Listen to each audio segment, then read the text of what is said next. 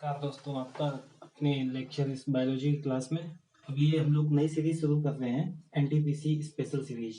ठीक है, तो इसमें आपको साइंस के क्वेश्चन मिक्स रहेंगे, सारे क्वेश्चन सारे चैप्टर से। ये सीरीज आपको इसमें आपको फिजिक्स भी मिलेगी, बायोलॉजी भी मिलेगी, केमिस्ट्री के भी कुछ क्वेश्चन, मतलब मिक्स चलेगी सारी।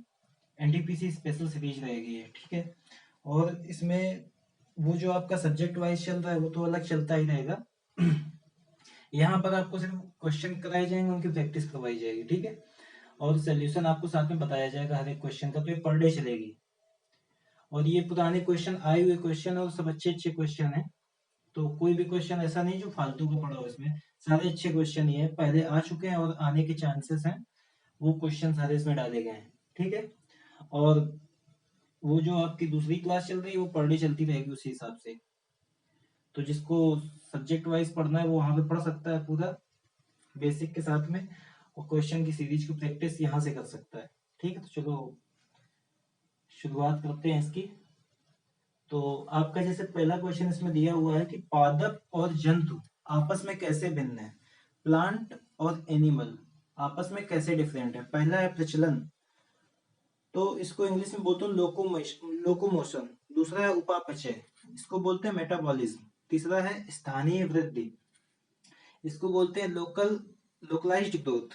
चौथा है अपचय, इसको बोलते हैं कैटाबॉलिज्म, ठीक है। तो इसमें पूछ रहा है आपको कि देखिए, सबसे पहले तो इसमें जो प्रचलन है, लोकोमोशन है, इसको क्या बोलते हैं, मेथड ऑफ मूवमेंट, मतलब गति करने की विधि, ठीक है, गति करने की विधि। दूसरा क्या है, दूसरा है मेटाबॉलिज्म। इसमें क्या होता है, इसके थ्रू फूड को ब्रेक डाउन करते हैं एनर्जी में।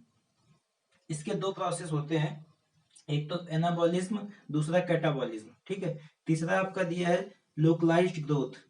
ये चीज जो होती है प्लांट में होती है, मतलब पौधों में होती है। एनिमल में जो होती है, जंतुओं में जो होती है वो डिफ्यूज्ड ग्रोथ होती है। स्थानीय वृद्धि जो होती है ये प्लांट में होती है, मतलब पादप में होती है। तो इसका सही ऑप्शन क्या हो जाएगा, ऑप्शन नंबर थर्ड, ठीक है।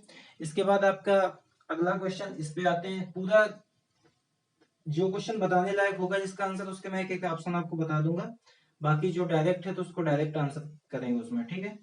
तो दूसरा क्वेश्चन आपका है कि पौधों की आयु कैसे पता की जाती है, ठीक है। पौधों की आयु कैसे पता करते हैं। पहला है जन्म से, दूसरा है लंबाई से, तीसरा है वृद्धि वलय से, चौथा है सामान्य आकार से। तो अब इसमें आपको सही ऑप्शन बताना है कौन सा है। तो इसका ऑप्शन देखिए, इसमें क्या होता है, जैसे मान लीजिए कोई एक ये पौधा है, ठीक है।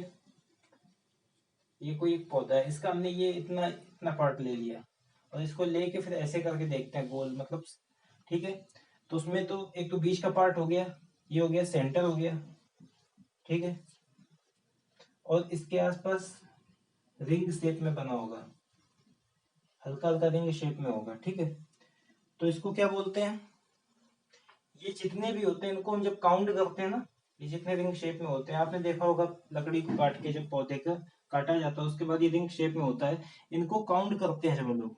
तो इसके जितने निकलते हैं उसी से हम लोग उसी हिसाब से प्लांट की एज का पता लगाते हैं, पौधे की एज का पता यहीं से लगता है, ठीक है।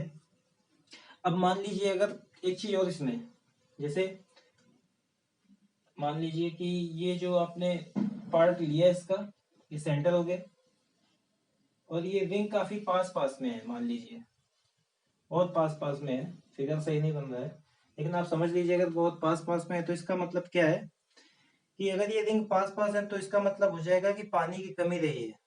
जिस साल ये सब रिंग बनी उस साल पानी की काफी कमी रही है, पानी की लैक ऑफ वाटर को रिप्रेजेंट करते हैं, ठीक है। अगर ये गैप ज्यादा है, जैसे मान लीजिए ये गैप है, इन सबकी अपेक्षा गैप ज्यादा है, तो मतलब इसका क्या हो गया कि उस साल ठीक ठाक वर्षा हुई है, ठीक है, सूखा नहीं पड़ा है ज्यादा। तो इसका मतलब क्या हो गया कि इसका ऑप्शन कौन सा सही हो जाएगा। पौधों की आयु का पता कैसे लगाते हैं, वृद्धि वलय, जिसको इंग्लिश में बोलते हैं ग्रोथ रिंग से, ठीक है। तो इसका ऑप्शन कौन सा सही हो जाएगा, वृद्धि वलय, ठीक है। और तीसरा आपका, इसके बाद तीसरा क्वेश्चन है, स्पंज क्या है, स्पंज क्या है, ठीक है। इसमें ऑप्शन दिए, एक जीवाश्म है, या फिर एक पादप है, सी नंबर एक जीव है, चौथा नंबर है एक कवक है, ठीक है। ये fossil a plant, C number an animal, चौथा है अ फंगस।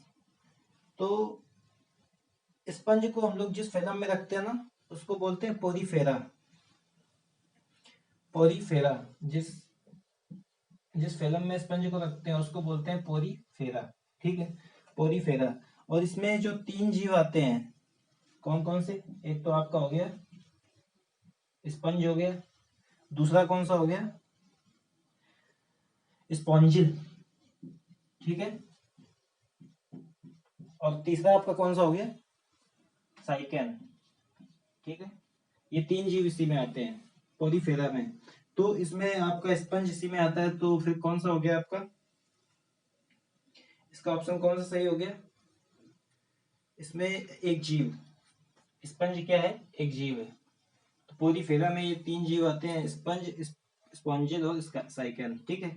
इसके बाद अगला क्वेश्चन, और आगे बढ़ने से पहले आप लोग चैनल को लाइक भी कर दीजिए अगर क्वेश्चन आपको अच्छे लगे, और चैनल को सब्सक्राइब भी कर दीजिए, और आगे शेयर भी कर दीजिए अगर आपको वीडियो अच्छे लगते हो तो। फिर ठीक है, आगे सीरीज में बढ़ते हैं। चौथा क्वेश्चन क्या है कि पुष्प रहित पौधे होते हैं। इसमें क्वेश्चन पूछा गया, ये क्वेश्चन पहले आ भी चुका है, थोड़े से आपको क्वेश्चन इसमें थोड़े से हाई लेवल के लग रहे होंगे, लेकिन क्वेश्चन अच्छे डाले हैं इसमें। बाकी आपको जो सिंपल वाले हैं वो भी सब सब मिलेंगे, मिक्सअप मिलेगा क्वेश्चन का, ठीक है। तो इसमें क्या है, क्वेश्चन क्या है, चौथा नंबर क्वेश्चन है, पुष्प रहित पौधे होते हैं, पुष्प रहित पौधे हैं। तो इसमें पहला ऑप्शन दिया है पेफरोगेम्स, दूसरा है ब्रायोफाइट्स, तीसरा है थैलोफाइट्स, चौथा है क्रिप्टोगेमस, ठीक है। तो चार ऑप्शन ये दिए हुए हैं, पुष्प रहित पौधे बताने हैं आपको। तो वे पौधे जिनमें फ्लावर्स, सीड्स आदि नहीं होते हैं, सीड्स, फ्लावर्स आदि नहीं होते हैं, पुष्प रहित जिनमें नहीं होते उनको क्या बोलते हैं, क्रिप्टोगेमस। इसका ऑप्शन नंबर डी सही हो जाएगा, क्रिप्टोगेमस, ठीक है। इसके बाद अगले क्वेश्चन पे बढ़ते हैं। अगला क्वेश्चन नंबर है पांचवा, कि वर्ग की विज्ञान की शाखा किससे संबंधित है। इससे एक क्वेश्चन जरूर आता है कि ये शाखा किससे संबंधित है, इससे क्या है मतलब, इन सब चीजों से रिलेटेड एक दो क्वेश्चन डाल देते हैं। तो वर्ग की विज्ञान की शाखा किससे संबंधित है, पहला है आकार की, इंग्लिश में बोलते हैं मॉर्फोलॉजी, दूसरा है शरीर रचना विज्ञान, इसको बोलते हैं एंटोमाई, और तीसरा है वर्गीकरण, इसको बोलते हैं क्लासिफिकेशन, चौथा है अर्थव्यवस्था उपयोग से, इकोनॉमिक यूजेस, ठीक है। तो इसका किससे मतलब हो जाएगा, इसका डायरेक्ट ऑप्शन लगा दीजिए कि वर्गीकरण से, सी नंबर, ठीक है। इसके बाद क्वेश्चन नंबर छठा है आपका, कवक के अध्ययन को कहते हैं, कवक के अध्ययन को कहते हैं। इसका कवक मतलब फंजाई, फंजाई के अध्ययन को कहते हैं। पहला है माइकोलॉजी, दूसरा है परपोषिकी, और ये ए नंबर है जीवाणुकी, और चौथा है पारिस्थितिकी। तो कवक के अध्ययन को क्या कहते हैं, माइकोलॉजी। ऑप्शन नंबर 20 का सही हो जाएगा, माइकोलॉजी। और इसके फादर कौन है, मिकेली को इसका फादर कहते हैं, मिकेली को, ठीक है।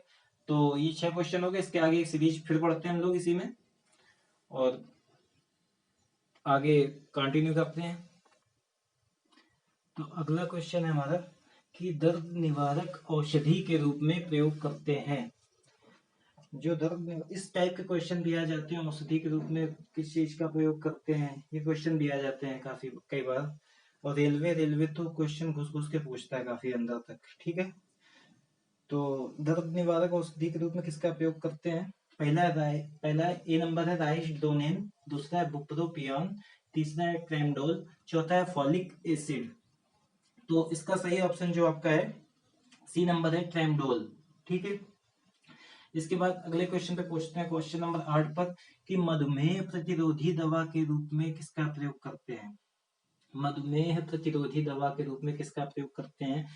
पहला नंबर है मेटफॉर्मिन, बी नंबर है जोलपीडेम, सी नंबर है ट्रेमथाजिन, और डी नंबर है हाइड्रालाजाइन, ठीक है। तो इसका ऑप्शन होगा मेटफॉर्मिन, ए नंबर, ठीक है। इसके बाद अगला क्वेश्चन आया, वृक्क की जो पथरी होती है किसकी बनी होती है, वृक्क के अंदर जो पथरी हो जाती है वो किसकी बनी होती है। पहला नंबर है कैल्शियम ऑक्जेलेट, सेकंड नंबर है सोडियम क्लोराइड, थर्ड नंबर है मैग्नीशियम नाइट्रेट, फोर्थ नंबर है कैल्शियम बाइकार्बोनेट, ठीक है। तो वृक्क की जो पथरी होती है अपनी किसकी बनी होती है, कैल्शियम ऑक्जेलेट से, ठीक है। और क्वेश्चन नंबर 10 जो आपका है कि कृत्रिम हृदय के आविष्कारक कौन है। ठीक है, कृत्रिम जो हृदय है उसके आविष्कारक कौन है। पहला नंबर है मोहम्मद यूबुस, सेकंड नंबर है लाइनस येले जूनियर, थर्ड नंबर है गॉजी गॉजिया सरगील, और डी नंबर है पॉल विंसेल। तो इसका सही ऑप्शन क्या होगा आपका, पॉल विंसेल, डी नंबर। ठीक है।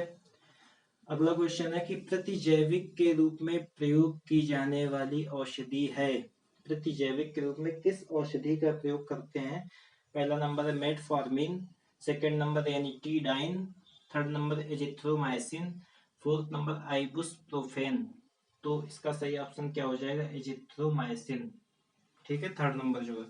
तो दोस्तों आपको अगर ये वीडियो अच्छा लग रहा हो, क्वेश्चन अच्छे लग रहा हो, तो प्लीज चैनल को लाइक कर दीजिए, सब्सक्राइब कर दीजिए और आगे शेयर कर दीजिए। और आगे बढ़ते हैं हम लोग इसी में। 10 से 15 क्वेश्चन आपको पर डे, 15 से 20 क्वेश्चन आपको पर डे मिलेंगे। इस डेली का रूटीन रहेगा और साथ में आपके सब्जेक्ट वाइज उधर जो क्लास चल रही है बायोलॉजी फिजिक्स के साथ में वो चलता रहेगा आपका डेली। ठीक है, और धीरे से आपका करंट अफेयर्स भी इसी में शुरू कर देंगे। ठीक है, तो इसमें आपको जिसने तैयारी कर ली हो एनटीपीसी रेलवे की तो उसकी प्रैक्टिस अच्छी हो जाएगी, क्योंकि यहाँ से उसको क्वेश्चन बहुत अच्छे अच्छे मिलेंगे। तो आप लोगों को अगर अपनी तैयारी देखनी है तो यहाँ से क्वेश्चन आपको नए नए क्वेश्चन भी मिलेंगे, साथ में आपको अपनी तैयारी को जांच भी सकते हैं। ठीक है, और अगर आपको कोई क्वेश्चन अच्छा लगे तो कॉपी में लिख लीजिए, बाकी वीडियो को एक दो बार देख लीजिए तो सारे क्वेश्चन याद हो जाएंगे। दोस्तों ऐसा नहीं है कि ये क्वेश्चन आपको सिर्फ रेलवे के एग्जाम में ही काम आएंगे। कोई भी आपका एग्जाम होगा सब में, साइंस तो आजकल हर एग्जाम में पूछी जाती है तो उसमें ये काम आएंगे आपके। ठीक है, तो इसके बाद अगला क्वेश्चन जो है आपका क्वेश्चन नंबर 12 है कि कौन सा अजैविक पर्यावरण का हिस्सा नहीं है। कौन सा अजैविक पर्यावरण का हिस्सा नहीं है। तो पहला ऑप्शन है पादप, दूसरा है वायु, तीसरा है जल, चौथा है मिट्टी। तो इसका सही ऑप्शन क्या होगा, पादप। ठीक है, इसके बाद पूछा गया क्वेश्चन नंबर 13 कि WHO के अनुसार तापमान के किस सीमा से ऊपर पकाए गए भोजन से बर्ड फ्लू का संक्रमण नहीं हो सकता। ठीक है, तापमान के किस सीमा से ऊपर पकाए गए भोजन से बर्ड फ्लू का संक्रमण नहीं हो सकता। ए नंबर है 70 डिग्री सेल्सियस, बी नंबर है 40 डिग्री सेल्सियस, सी नंबर है 110 डिग्री सेल्सियस, और फोर्थ नंबर है आपका 90 डिग्री सेल्सियस। तो इसका सही ऑप्शन जो होगा 70 डिग्री सेल्सियस, ए नंबर। ठीक है, इसके बाद क्वेश्चन नंबर 14 है आपका कि फार्मिक अम्ल का उत्पादन कौन करता है। फार्मिक एसिड, ए नंबर है सफेद चींटियों के द्वारा किया जाता है, बी नंबर है लाल चींटियों के द्वारा, सी नंबर है कॉकरोच, डी नंबर है मच्छरों के द्वारा। तो इसका सही ऑप्शन होगा लाल चींटियों के द्वारा, थर्ड नंबर। ठीक है, इसके बाद क्वेश्चन नंबर 15 है और ये आप आज का लास्ट क्वेश्चन है। पार्किंसन बीमारी के उपचार की खोज में योगदान करने के लिए नोबेल पुरस्कार दिया गया। पार्किंसन जो बीमारी थी उसके उपचार की खोज में जो योगदान किया उसके लिए नोबेल पुरस्कार किसको मिला था। पहला नंबर है अरविंद कार्लसन, दूसरा नंबर है वाल्टर फॉन और थर्ड नंबर है फरीद मुराद। तो इसका सही ऑप्शन कौन सा होगा, अरविंद कार्लसन, ए नंबर। ठीक है, तो ये आपके आज 15 क्वेश्चन पूरे हो गए और आप लोग इनको एक दो बार अच्छे से रिवाइज कर लीजिए। डेली आपको सीरीज मिलेगी। मैंने इसको नाम तो दिया एनटीपीसी स्पेशल सीरीज, रेलवे के एग्जाम के लिए है लेकिन ये काम सभी में आएगी। कोई भी एग्जाम होगा, साइंस तो आपके सब में पूछी जाती है। तो ये आप लोग पढ़िए इसको अच्छे से, एक दो बार वीडियो को रिवाइज कर लीजिए, सारे क्वेश्चन यहीं से तैयार हो जाएंगे। ठीक है, धन्यवाद।